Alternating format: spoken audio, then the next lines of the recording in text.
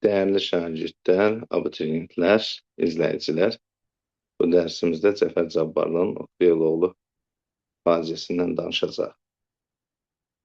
Əsər romantizmlə realizmin qovuşuq şəkildə təzahür formasıdır.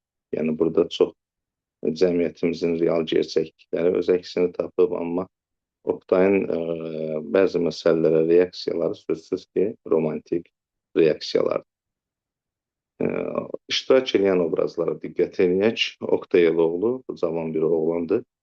Ölkədə teatr yaratmaq istəyir. Əslində belə düşünür ki, hər kəs xalqa öz töhfəsini verməlidir. O da teatr sahəsində xalqa öz töhfəsini vermək istəyir. Teatr yaratmaq istəyir. Firəngiz onu sevən və onun sevdiyi varlı bir ailənin qızıdır. Aslan bəyin bacısıdır, Gülgəz və Hacızamanın qızıdır. Sevər Oktayın bacısıdır, kiçik bacısıdır.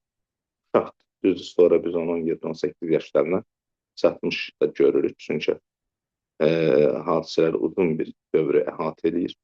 Səməd bəy Oktayın istəyən, atasının ona yaxşılıq elədiyini düşünən və ona görə də Oktaya yaxşılıq eləmək istəyən, belə deyək ki, dostdur. Dostu demək biraz düz olmaz, yəni qədir bilən bir adamdır, istəyir ki, Oktaya yaxşılıq eləsin. Gülgəz, Firəngizin anası, Hacızaman, Firəngizin atası, Hacızaman haqqında deyək ki, çox köhnə fikirli, bir dindar adamdır, yeniliyə qarşı dözülməzliyi var, ciddi şəkildə. Aslan bəy, Upravanın üzvü, zəncin bir adamdır, güya ki, dövrünün aydın gözlü, açıq gözlü adamıdır. Amma sonra görəcəyik ki, qətiyyən Hacızamandan çox da fərqlənmir. Çinovnik, özü demişkən, çinovnikdir. Oktay da onun haqqında deyir ki, çinovnikdir, bir məmursan, məmur olması ilə də fəxr edir. Burada Nadia var. Nadia Firəngizin tərbiyəçisidir. Sonra ciddi obrazlar, burada bizə lazım olan ciddi obrazlar yoxdur teatrda. Teatrda aktyorluq edən, rejissorluq edən adamlardır ki, onlardan da qarşılaşdıqca kim olduqlarına toxunar. Əsərin birinci pərdəsində deməli, teatrın, tamaşa zalının səhnəsinin arxa tərəfidir, aktyorların hazırlaşdığı yerdir. Burada məlum olur ki, bir tamaşaya hazırlıq gedir. Aktyorlar cavə qiyafəsindədir. Cavə keçmişdə Sühaça qarşı vuruşmuş olan bir necə deyək, üsyankar bir adamdır. Hamı o geyimdədir. Deməli, üsyançılardan bəhs edir. Sühaçın taxtının tacını sonra sərnücuş edəcəklər, yıxacaqlar. Amma bu məsələyə indi bir başqa yerdə toxunacaq. Demək, Nadia dedi ki, Firəngizin rus tərbiyəçisidir.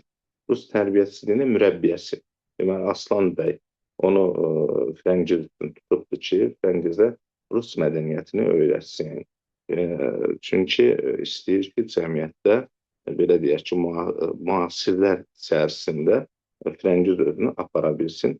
Ona görə də elə onu teatra da gətirir, özünü Abrazovunu göstərir, dövrünün mədəni bir insanı kimi göstərir. Məsəl belə olur ki, başlayır ki, bu birinci pərdədə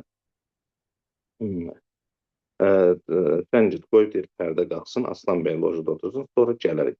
Yoxsa bizi burada görərlər, hələlik Oktay da məşğul olar. Firəngiz, yaxşı, Nadia, bugün daha utanmayacağım, gələcəyəm, Nadia, mən səni gətirəcəm, hələ gəl.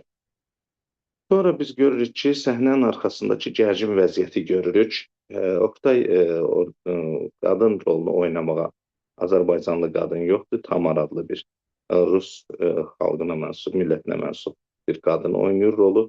O da Azərbaycan dilini yaxşı bilmir, Azərbaycan dilini yaxşı bilmədiyi üçün Oktay ona dil öyrətməklə məşğuldur. Məsələn, burada deyir ki, o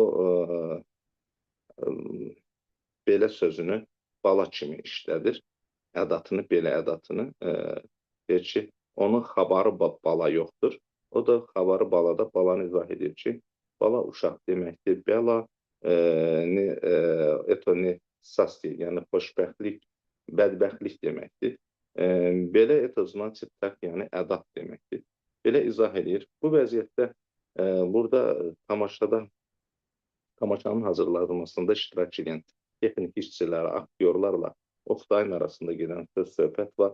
Bunu özünüz diqqətlə oxuyarsınız. Biri gəlir ki, bəs hələ Xaspolad yoxdur, biri deyir Şəkinski yoxdur, biri deyir ki, antreprenyor mənzilin pulunu istəyir, biri deyir ki, nə bilim, mən silahım yoxdur, biri deyir hansı qapıdan girəcəm.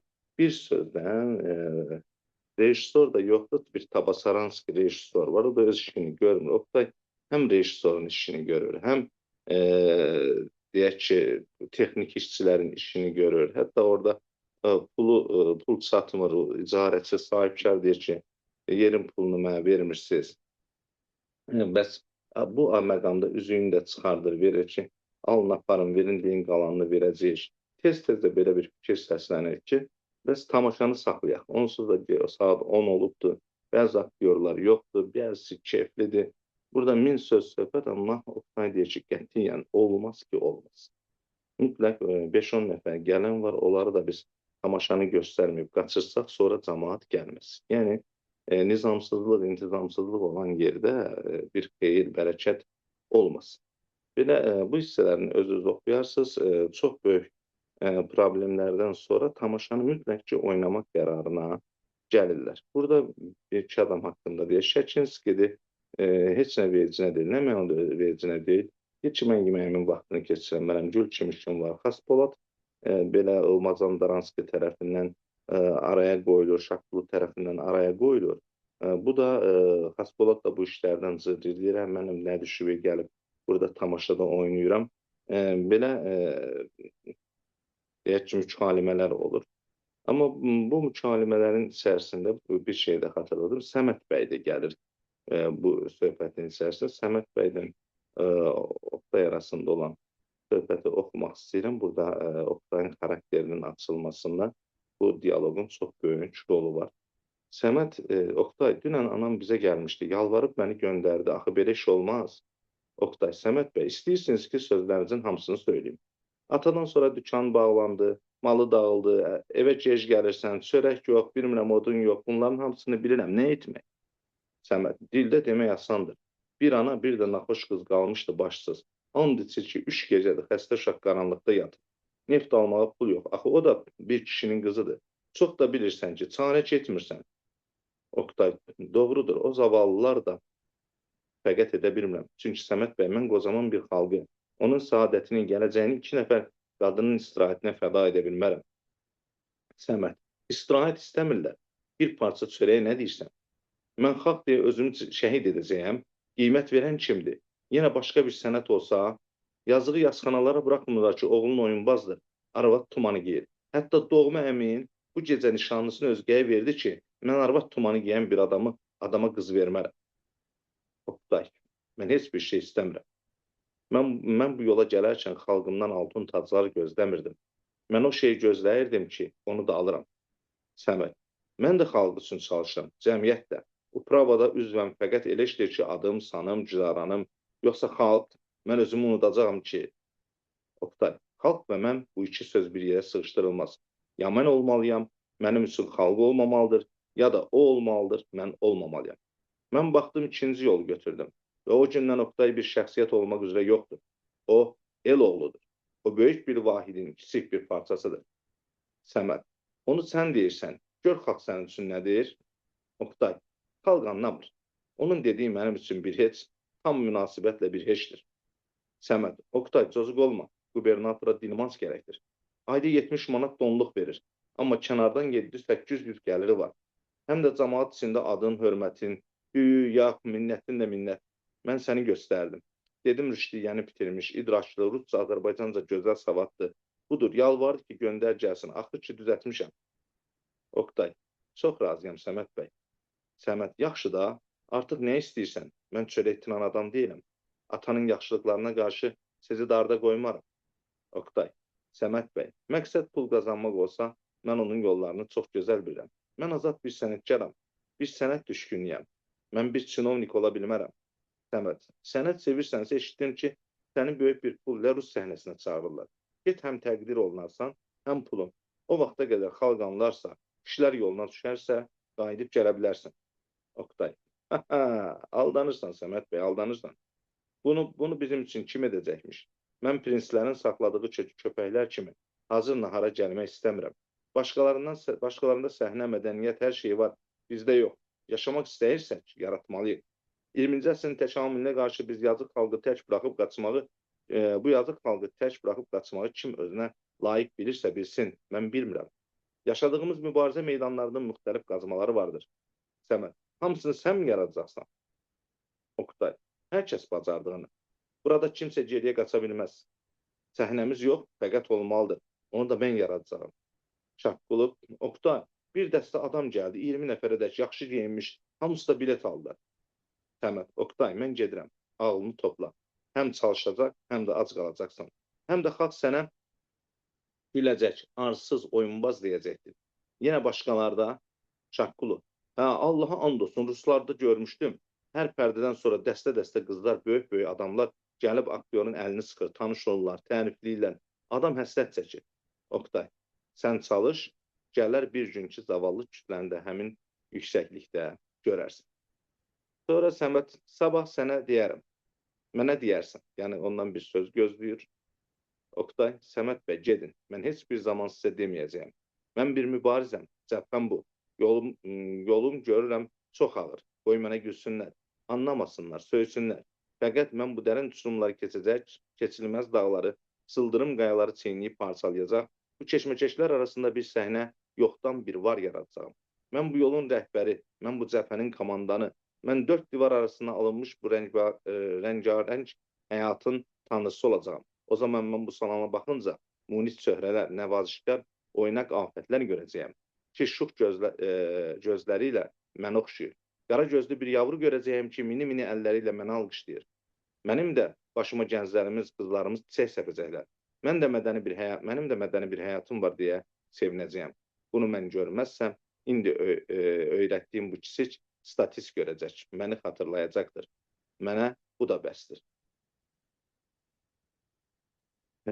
Səməd, fəqət indilik anam, yazıq bacım bu xalqın biridir. Onlara da xalq özü düşünər.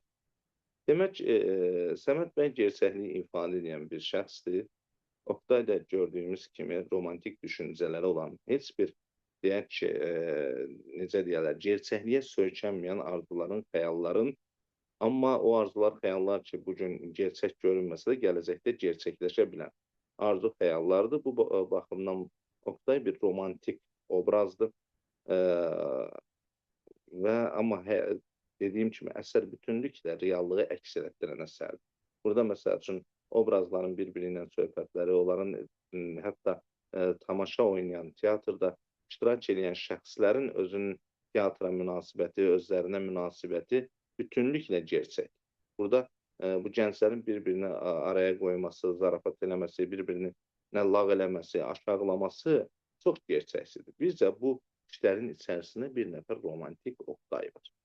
Ki, bu Oktay bütünlüklə cəmiyyəti, daha doğrusu mənsub olduğu sahəni dəyişmək istəyir. Oktayın elə arzuları birinci pərdədə artıq gerçək olmağa başlayır. Xəyalları gerçək olmağa başlayır. Arzuları həyata keçməyə başlayır. Oktayın bir sözünü oxuyum, deyir ki, Oktay, səndən heç bir şey istəmirəm. Xalqımda gözlədiyim həyatı, Azərbaycan səhnəsində bu sonsuz ananın qoynunda mühitimizin bağrından doğmuş bir Azərbaycan qızı, doğma, əziz, sevimli bir yavru. Demək, Oktayın ən böyük arzusu bir Azərbaycan qadınının səhnəyə gəlməsidir ki, ən böyük problemi də orada görür.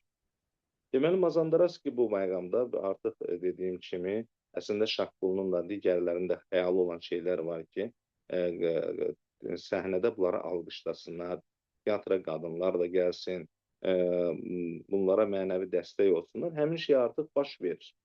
Mazandaranski, sən qapıya bax, oxuyur. Möhtərəm Oktay əfəndi, məharətiniz məni çox sevindirir. Sizinlə görüşməyə müsaidə edəcək olursanız, məmnun olaram. Firəngiz, çıx,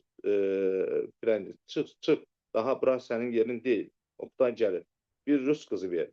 Oktay baxaraq doğrudanmı? Bundan qabaq deməli, mən bir şeyi xatırladım ki, Mazandaranski deyir ki, 4 nəfər qadın var idi. Sonra deyir ki, 6 nəfər də gəldi. Belə bir söhbət gedir. Artıq tamaşaçıların içərisində qadınların olduğunu söyləyirlər. Bu məqamda da qadınlardan biri Nadiyadan söhbət gedir, gəlib bir məktub vermiş olur Mazandaranskiyə. Onlar da məktubu açıb oxuyurlar, görürlər ki, bəs məktubda yazılıb ki, bəs Oqtay, möhtərəm Oqtay əfəndi, sizi görmək istəyirəm və imza da Firəngiz. Oqtay kağıza baxaraq doğrudanmı? Söylə gəlsinlər. Siz də lütfən bir dəqiqəlik. Yəni siz çıxın, icazə verin, görmüşüm. Şaqqulu çıxır, Firəngizlə Nadia girirlər. Nadia, простите, это bespokойно. Ancaq bu qız rahat olmur. Oqtay, buyurun, buyurun. Firəngiz, sağ olun, gedəcəyik. Anlaşılmaz bir sükut. Nadia, biz Rus teatrlarına çox gedirik. Firəngiz, mən çox arzu edirəm ki, bizim də dilimizdə belə teatrlar olaydı. Nadia, indi 3 dəfədir ki, Aslan bəy gətirir. İlk əvvəl qaçaqlara gəldik. O qədər sevinmiş ki, o gündən adınız dilindən düşmür. Məktəbdə, evdə bir aktyor sözü danışıldı mı, dərhal bizim də teatrımız var. Oqtay Karlı gözəl oynayır deyə araya atılır. Özünüzü görmək istəyirdi, bir aydır rahatlığı yoxdur. Ancaq Aslan bəyin qorxusundan gəlmir ki. Oqtay, mən çox şadım. Aslan bəy kimdir? Firəngiz, qardaşım. Nadia, Uprava üzvü. İndi də ondan gizlin gəlmişik. Oqtay, nə cür təşəkkür edəcəyimi bilmirəm. Adətən bizim Azərbaycan xanımları teatra gəlmir. Hamısı evlərdə.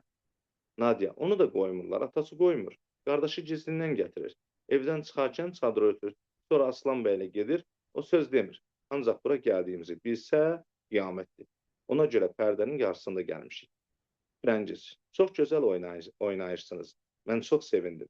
Nadia, deyir ki, Oqtay Karlı ruslardan yaxşı oynayır. Oqtay, vallah xanım, o qədər mütəəssirəm ki, zəhmətinə qarşı adətən hər kəsdən töhmət görən zavallıları siz sevindirirsiniz. Nadia, Firəngiz, daha gedək. Yoxsa pərdə düşər, Aslan bəy lojadan çıxar, bizi görməz. Firəngiz, sağ olun. Mən həmişə sizin oyunlarınıza gələcəyəm. Bir də buraya gəlsək buraxarlarmı? Mane olmaram ki, Oqtay. Nə zaman gəlsəniz, məni çox sevindirdiniz. Firəngiz, mən sizin üçün çiçək gətirəcəyəm. Nadia, çiçəkləri ver də, nədən utanırsan? Neçə gündür deyir ki, mən də sizin üçün çiçək aparacağım. Gətirmiş, indi də utanır. Firəngizin dirsəyindən itələyir.